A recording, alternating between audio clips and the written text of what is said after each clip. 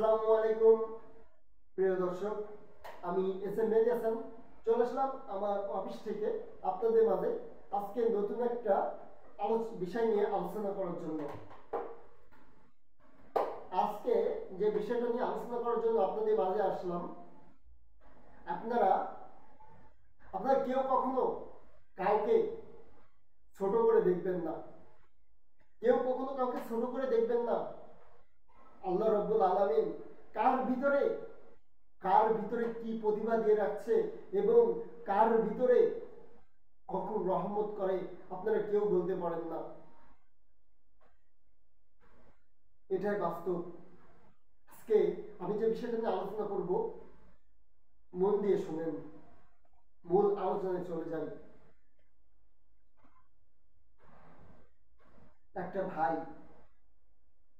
একটা ভাই পড়াশোনা করে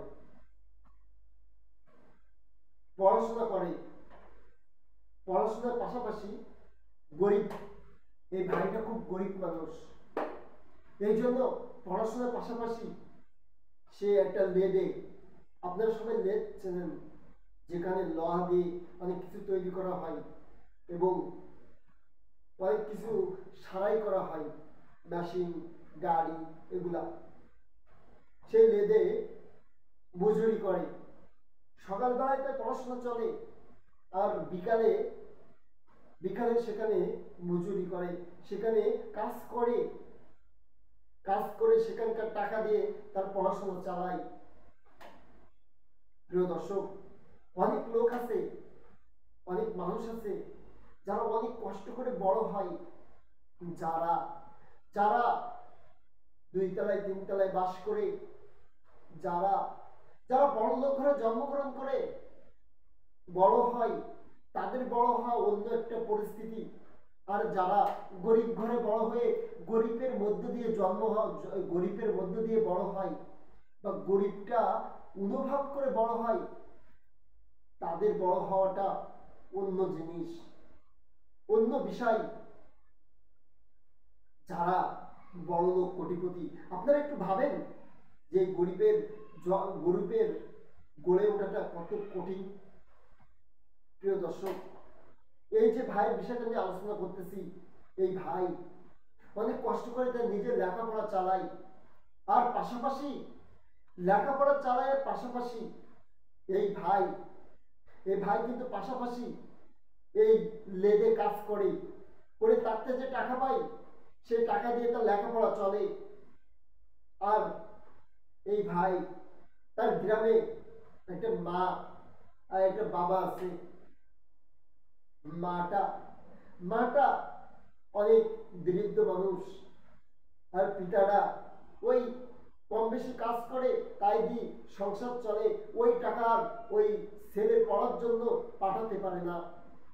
হ্যাঁ, তখন এই ছেলে এই লেদে কাজ করে, পড়াশোনা করে, কিন্তু এই ভাইটা লেখাপড়ায় অনেক ভালো, আল্লাহ তার মেধাটা অনেক বেশি দিছে। তখন পড়াশোনা চলতে হঠাৎ এক সময় তার পিতা অসুস্থ হয়ে যায়। তখন তার পরিবারের দায়িত্ব ওই ছেলে কাঁধে যেয়ে পড়ে। যখন ওই ভাইয়ের কাঁধে পরিবারের দায়িত্ব পড়ে, তখন ওই ভাই লেখাপড়া করতে পারে না, সারাদিন তার ওই লেদে কাজ করতে হয়। তখন লেখাপড়াটা ছেড়ে দেয় না এই ভাই অনেক কষ্ট করে লেখাপড়া চালায়, আর কিছু টাকা তার বাড়ি পাঠায় তার মাতার জন্য, তার মায়ের জন্য। এইভাবে তাদের দিন কাটতে যায়। কাটতে কাটতে এই যে লেদের মালিক, এই লেদের মালিকের মেয়ে এই ভাই যখন আই পড়ে, সেউনি কিন্তু যখন কলেজে আই পড়ে, তখন কিন্তু এই ভাই এই লেদে কাজ করে। আর ওর মেয়ে এসএসসি পাস করছে, এসএসসি পড়ে, যেমন ক্লাস 9-এ পড়ে, 9 থেকে 10-এ, ততদিন কিন্তু এখানে চলে। এদিক ওদিক করতে দেখা সাক্ষাৎ হতে এই ভাই এই ভাইয়ের এই ভাইয়ের এই যে লেদের লেদের এই মালিকের মেয়ের পছন্দ হয়ে যায়, মালিকের মেয়েকে পছন্দ করে ফেলে। এক পর্যায়ে এই কথাটা লেদের মালিক জানতে পারে, জানতে পেরে সেই লেদের মালিক তাকে পিটায়ে মারধর করে এই ভাইকে ওখান থেকে বের করে দেয়। এই ভাই কিন্তু বেয়াদব ছিল না, এই ভাই কিন্তু বেয়াদব না, শুধু তার মেয়েকে ভালোবাসে, এই তার অপরাধ। ঠিক মতো কাজ করে, অনেক পরিশ্রম করে। তখন এই ভাই অনেক হাত পা ধরলো, কিন্তু লেদ মালিক তাকে রাখলো না। তখন এই ভাই প্রতিজ্ঞা করলো যে আমি একদিন সত্যি বড় হব। আল্লাহর কি অসীম রহমত, এই ভাইয়ের পথে রহমত পড়লো। তারপরে ভাইয়ের প্রথম পথ চলা হলো রিক্সা দিয়ে, রিক্সা চালাই আর এইভাবে লেখাপড়া চলতে থাকে। এইভাবে লেখাপড়া করতে করতে এই ভাই এক সময় কি হয়েছে জানেন? এই ভাই এক সময় জজ হয়েছে, কিন্তু ভাইয়ের মনে কোনো অহংকার নাই, ভাইয়ের মনে কোনো অহংকার নাই। লেখাপড়া করতে করতে কষ্ট করে যখন সে জজ হলো, জজ হওয়ার পরে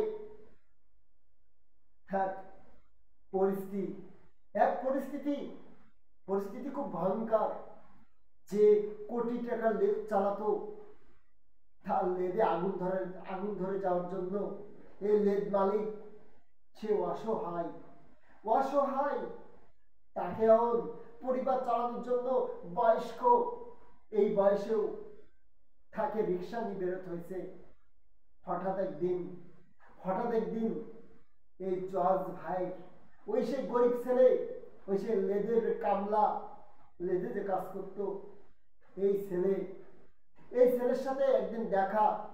তখন এই ছেলে এক নজরে দেখে চিনতে পেরে সে গাড়ির থেকে নেবেই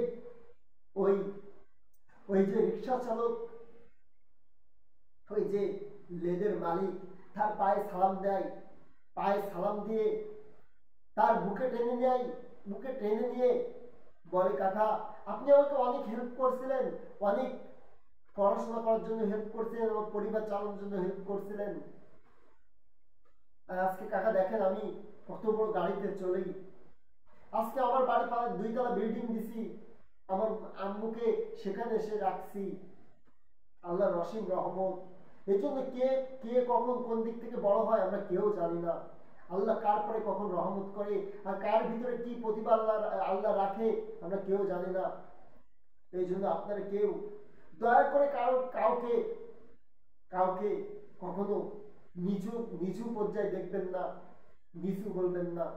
আজকে কিন্তু আপনি যাকে নিচু বলবেন, নিচু পর্যায়ে দেখবেন, যাকে আজকে অপমান তিরস্কার আপনি করবেন, একদিন না একদিন যদি আল্লাহ চাই, আল্লাহর অসীম রহমত থাকে, তাহলে সে কিন্তু আপনার থেকে অনেক বড় পর্যায়ে উঠতে পারে। আপনি হয়তো এখন দেখে ভাবছেন যে এ কখনো পারবে না বড় পর্যায়ে উঠতে, বা এ কিভাবে উঠবে। আল্লাহ রাব্বুল আলামিন চাইলে তাকে সেই বড় পর্যায়ে ওঠার রহমত করতে পারে বা পথ দেখাই দিতে পারে। এই জন্য আমরা কখনো কাউকে এইগুলা করবো না, কাউকে ঘৃণা করবো না, আর কাউকে ছোট বলে গালি দিব না।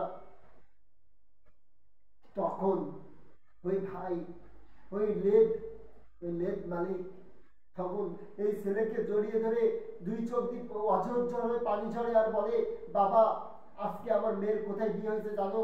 আমার মেয়ের বর আজকে রিক্সা চালায়, আমার মেয়ের বর আজকে রিক্সা চালাই, আর আমাকেও আজকে এই বুড়ো বয়সে রিক্সা চালাতে হচ্ছে শুধু পরিবারটা চালাবো বলে। তখন জিজ্ঞাসা করে, কেন আপনার লেদ কি হলো? আপনি এত টাকা পয়সার মালিক, গাড়ি ছাড়া আপনি আসতেন না লেদে? বললো, বাবা সবই শেষ হয়ে গেছে, ব্যাংকের থেকে লোন নিয়ে আমি ওই ব্যবসাটা করতাম, যখন ওই ব্যবসাটা বন্ধ হয়ে গেল, আমার লেদে আগুন ধরে গেল, তারপরের থেকে কিন্তু আমার সব শেষ। আজকে আমি পথের ফকির হয়ে গেছি। আর তার জন্য আজকে আমার পেট চালানোর জন্য, পরিবার চালানোর জন্য আজকে কিন্তু আমার নিচে লাগতে হয়েছে, রিক্সা চালাতে হচ্ছে। প্রিয় দর্শক, আজকের এই এই আলোচনাটা শুনে আপনারা ভাবছেন এটা ঘটতে পারে, এটা ঘটছে দর্শক, এটা বাস্তব ঘটছে। আপনারা সবাই আপনারা সবাই অবশ্যই কাউকে ছোট বলে দেখবেন না। আজকে আপনার কাছে টাকা আছে, কালকে অন্য একজনের কাছে টাকা থাকবে। আজকে আপনি যাকে ছোট করে দেখছেন, কালকে সে কিন্তু বড় হতে পারে, আল্লাহ তাকে বড় করতে পারে। এই জন্য কাউকে ছোট করে দেখবেন না, আর কাউকে ঘৃণা করবেন না।